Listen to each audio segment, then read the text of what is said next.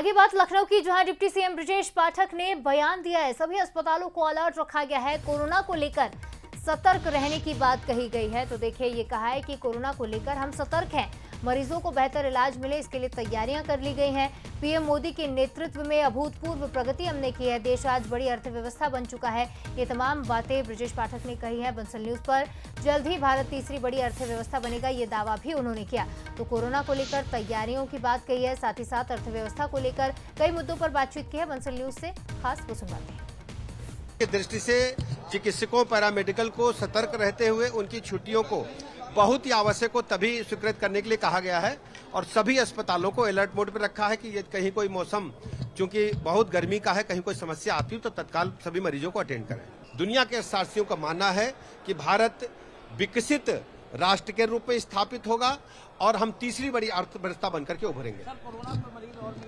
ये कोरोना इस बार का बिल्कुल भी पैनिक वाला नहीं है, साधारण सर्दी जुकाम बुखार तक है। हर तरह से हम लोग सतर्क हैं। ऑक्सीजन प्लांट्स का सभी का मॉक ड्रिल करा लिया गया है और सभी को सतर्क रहने के लिए कहा गया है।